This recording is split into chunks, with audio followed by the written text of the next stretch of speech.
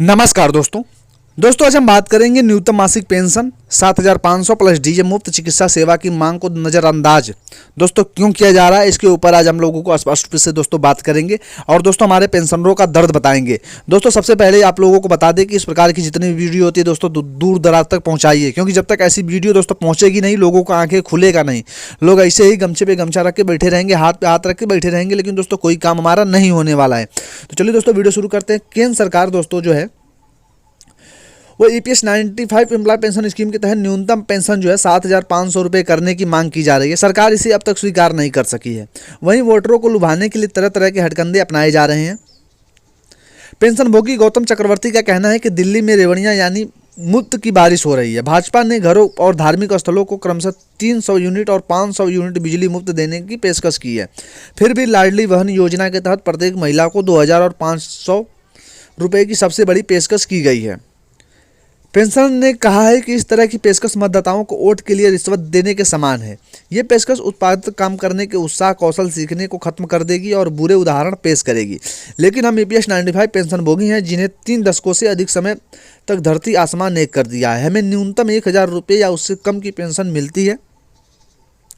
मोदी जी उन कार्यकर्ताओं का सम्मान नहीं करते जिन्हें उत्कृष्ट राष्ट्रीय योगदान दिया और भावी पीढ़ी के सामने शानदार उदाहरण पेश किया है, क्योंकि शायद हम भी भाजपा के चुनावी भाग्य पर कोई असर डाल सके। EPS 95 पेंशन भोगियों की जायज मांगों को हठपूर्वक और बेशर्मी से नज़रअंदाज किया जाता है। यह रहस्य की बात है कि जब राज्यों के पास अधिशेष धन नहीं है तो सरकारें इन वादों को पूरा करने के लिए भारी धनराशि कहाँ से जुटाती हैं। लेकिन हमें अपने योगदान से न्यूनतम मासिक पेंशन 7,500 रुपये जो है प्लस डीए मुफ्त चिकित्सा सेवा देने के लिए केंद्र सरकार और उसकी संबंधित एजेंसियां दावा करती हैं। उनके पास कोई मौद्रिक भंडार नहीं है। यह कैसा विरोधाभास है। दोस्तों इस प्रकार की जो है बातें वो कही जा रही हैं हमारे पेंशनरों की तरफ से। और अब दोस्तों हायर पेंशन से वंचित पेंशन भोगियों का दर्द एक बार फिर सामने आ गया है।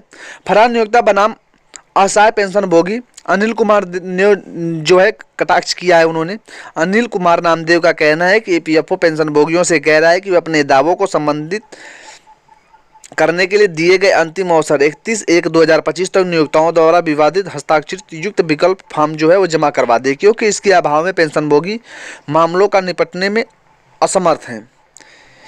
यह EPFO की एक और चाल है जिससे पेंशन भोगियों के वैध दावों को किसी न किसी आधार पर सीमित किया जा सका है। EPFO की अच्छी तरह से जानता है कि कई प्रतिष्ठित ऐसे हैं जिन्होंने अपना कारोबार बंद कर दिया है और मालिकों ने PF स्टेटमेंट के अनिवार्य रिटर्न को भेजना बंद कर दिया है। अनिल कुमार नामदेव का कहना है कि दिए गए समय में ऐसा न करने पर नियोक्ताओं के खिलाफ आपराधिक मुकदमा चलाया जा सकता है। EPFO के पास पूरा रिकॉर्ड है, फिर भी वह पेंशन भोगियों से नियोक्ताओं से JOF हस्ताक्षरित करवाने का आग्रह कर रहा है जिनके ठिकाने ऐसे पेंशन भोगियों को बिल्कुल भी पता नहीं है। अगर कोई कंपनी बंद हो गई हो, नियोक्ता उपलब्ध नहीं है या उसका पता नहीं चल पा रहा है तो गरीब पेंशन भोगी की गलती नहीं है। EPFO के ऐसे पेंशन भोगियों के आवेदनों को अनदेखा या अस्वीकार नहीं करना चाहिए, क्योंकि उसके नियोक्ताओं की अनुमति नहीं है जिसका पता नहीं लगाया जा सकता और उनके आवेदन को स्वीकार नहीं किया जाना चाहिए। कोई कार्रवाई करनी चाहिए। EPFO को कुछ ऐसे माध्यम खोजनी चाहिए जिससे कई गरीब पेंशन भोगियों की समस्या का सामना करना पड़ रहा है। EPFO को ऐसे आवेदन को स्वीकार नहीं करना चाहिए, क्योंकि उसके पास सभी पेंशन भोगियों का पूरा रिकॉर्ड है। उन्हें ऐसे पेंशन भोगियों की मदद करनी चाहिए और EPFO के पास ऐसे आवेदकों के आवेदन को स्वीकार करने का कोई कारण या अधिकार नहीं होना चाहिए। संबंधित केंद्रीय मंत्री को EPFO को निर्देश देना चाहिए कि विवादित भरे गए फॉर्म को स्वीकार करें और फरार नियोक्ताओं की अनुमति बिना किसी आवश्यक कार्रवाई के उन पर कार्रवाई करे। इस स्थिति में EPFO को ऐसे पेंशन भोगियों के साथ न्याय करते हुए कोई रास्ता निकालने की आवश्यकता है। श्रम मंत्री को इस संबंध में तत्काल हस्तक्षेप करने की आवश्यकता है। इस प्रकार से दोस्तों जो है पेंशनों की तरफ से मांग की गई है। हालांकि आप लोगों को मैंने स्पष्ट रूप से बता दिया कि पेंशन भोगियों का दर्द क्या है।